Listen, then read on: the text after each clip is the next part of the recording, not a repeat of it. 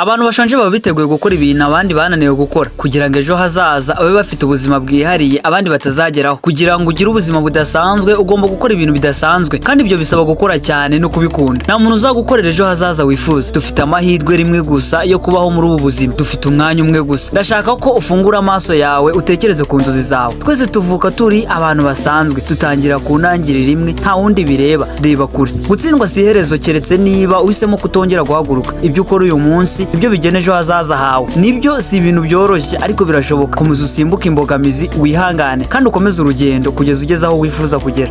Buri munsi w'ubuzima bwawe ugomba gukomeza kwizera mu bushobozi bwawe. Ugomba kugira ukwizera guhagije ko ari wowe wenyine ufite inshingano yo gukora impinduka zifite agaciro. Ukeneye kumenya ko uhatanira nawe nyakuri ari wowe ubwawe. Abandi bashobora kuba bigaragara ko batsinda inyuma, ariko niba wowe ubwawe uri gutsindwa imbere mu mutima wawe, icyo nicyo kibazo nyamukuru. Ariko ushobora kubitsinda. Reka nkwereke uko wabikora. Buri gitekerezo kibi kije mu mutwe wawe ugomba kugihagarika. Ugiye kugikubita hasi uko kije kose. Buri gihe utangira neza, wumva umeze neza, wiruka, ukora byose uko bikwiye, ariko nyuma bigatangira kugorana, ibintu bigatangira kugusubiza inyuma, ubuzima bikagutera icyuho, abantu nabo bakagutera icyuho, isi ikakugarika, ukabona ntacyo usigaranye. Ariko icyo gihe niho ugomba kwishakamo izindi mbaraga.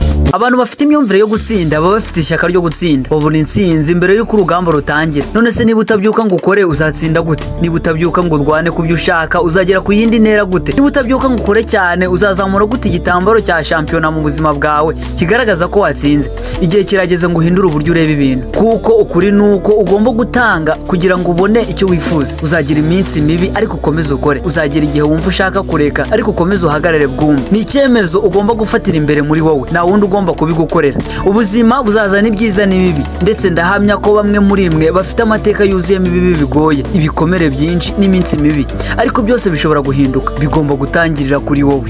Reka mvuge ukuri ku buzima bwawe, ibyo wahanganye nabyo muri 2020 no muri 2021, ndetse n'ibyo bamwe muri mwe mwanyuzemo mu myaka ishize, bishobora kutaba ari byo bintu bikomeye kurusha ibindi uzahura nabyo mu buzima bwawe. Kuri bamwe byashoboka kuba byarabaye ububabare bukabije, wenda watakaje umuntu wakundaga, wahuye n'ihohoterwa cyangwa n'indi mpanuka ikomeye.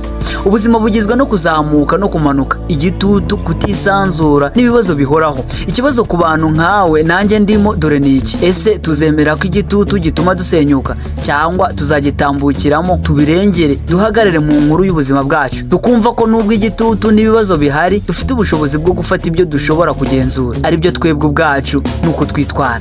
Icyo gitutu gishobora guhinduka ikintu cy'agaciro nka diyama, kuko hari imyitwarire, imico n'imigenzo twagiye twibakamo, atari uko twabivukanye, si uko twari twiyemeje kugira ibitekerezo bibi cyangwa imyitwarire mibi. Ndahamya ko bamwe muri mwe mufite inshuti zivuga amagambo runaka cyangwa zitwara mu buryo runaka, hanyuma uko mubana nabo nawe ukagenda ubigeraho, ugatangira kuvuga nkabo, gutekereza nkabo cyangwa no kwitwara nkabo. Amahitamo ahora afunguka hagati y'ubuzima bwawe, kandi nitaye ku byo utekereza, ku byo wanyuzemo no ku rugendo rwawe. Ntukigere wibagirwa ko ufite ubushobozi bwo gutekereza byimbitse, ufite ubushobozi bwo gusesengura, gutekereza mu buryo bwumvikana, kwakira amakuru no gufata umwanzuro. Ibyo byose biri muri wowe. Ntukemere gutura mu buzima bw'ibinyoma no kwigira nkaho byose ari amahoro. Niba ushaka kugera aho utaragera na rimwe, ugomba gukora ibitari bisanzwe, kuvuga ibyo utari warigeze uvuga no kwinjira aho utigeze wibona. Ubuzima ubayemo si igihano, ahubwo ni amahitamo. Wahisemo kububamo gutyo, ariko ushobora no guhitamo kubuhindura.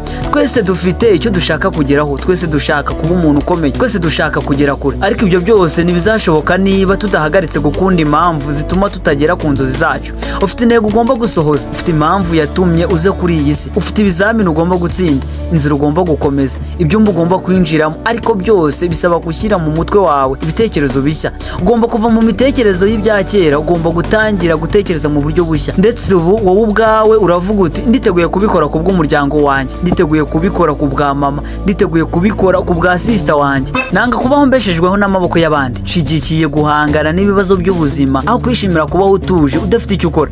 Shimira ibigerwaho birimo ibyishimo aho kwakira ubuzima butagira intego. Na rimwe nzapfukamira umuntu uwo ari we wese, kandi sinzigera nemera iterabwoba iryo ari ryo ryose. Ni umuco wanjye guhagarara nkomanga ku mahirwe, nkafata inzira natinye isi, ahubwo nkayihagarara imbere n'umutima w'intwari mvuga ni ibi ni njye wabikoze. Ndababaye iyo ari wowe ubwawe wifitiye impungenge, kuko iyo wowe ubwawe wiyemera ntacyo wakora. Iyo wifitiye impungenge buri kintu cyose cyoroheje kiba gikomeye. Iyo wifitiye impungenge ibintu byose bitangira kukugora. Ugomba kwiyizera, ugomba kwizera ubushobozi bwawe, ugomba kwizera ko ushobora gutsinda. Duhabwa amahirwe rimwe yo kuza muri ubu buzima, duhabwa umwanya umwe gusa, dufite ubuzima bumwe bwo kubaho. Ubuzima ni bugufi cyane ku buryo twabukoresha dushaka ibisobanuro. Iyo umuntu akunze uwo yaremewe kuba, iyo akunze inshingano yahawe kuzuza, iyo amenya aho yerekeza, nta munsi aruhukaho. Ndabikubwiye, ntugategereze indi saha, indi minota cyangwa indi tariki. Ni inzira itoroshye, birababaza, bisaba imyitwarire ikomeye, bisaba kwihangana, bisaba imyumvire ikomeye. Ariko ndibaza ni hari umuntu hano ufite inzozi, ufite ikimutera imbaraga nkanjye? Mbwira uti ndi tayari,